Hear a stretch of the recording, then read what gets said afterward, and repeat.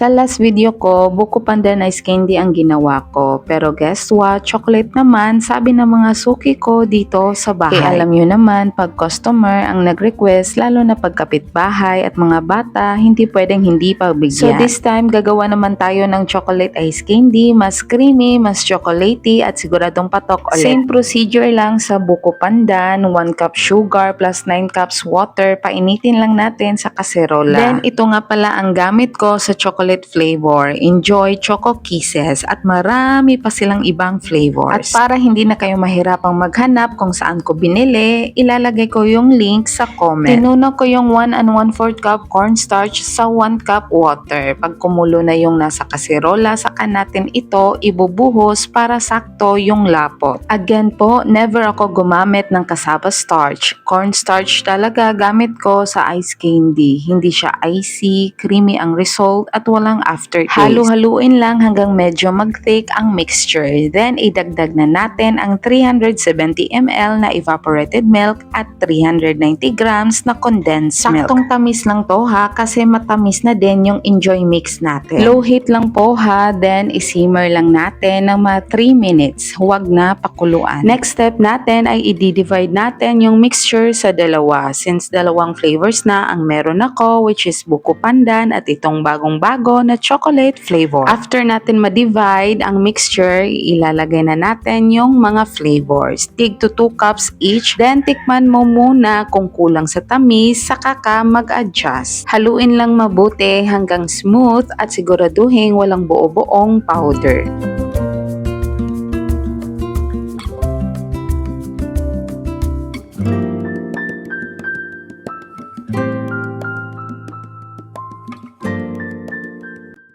Tingnan nyo naman tong mixture na to. Makinis, chocolate na chocolate at ang bango pa. Ready na itong ipack. 1/4 cup per ice candy plastic at ang size na ginamit ko ay 1 and 1/2 by 10. Alam nyo, after nitong video, binenta ko kinabukasan. Nagpa-print pa ako ng picture para mas eye-catching. Ayun, sold out agad yung chocolate. Masarap naman yung pandan, pero mas bet talaga nila yung chocolate sa lasa at tamis. Kaya after nito, kinabukasan, nagluto ulit ako ng chocolate ice candy. Nakagawa ako ng 67 pieces today at oo, mabenta talaga siya. Kaso yung anak ko, halos araw-araw nanghihingi ng ice candy. Parang yung tubo ko, sila na umuubos. Ending parang balik kapital lang, pero okay na rin, may pagkakabisihan ako dito sa bahay kahit medyo matrabaho at matagal gawin. Shoutout nga pala to these people at maraming salamat po sa suporta at kita-kits sa susunod nating pagluluto.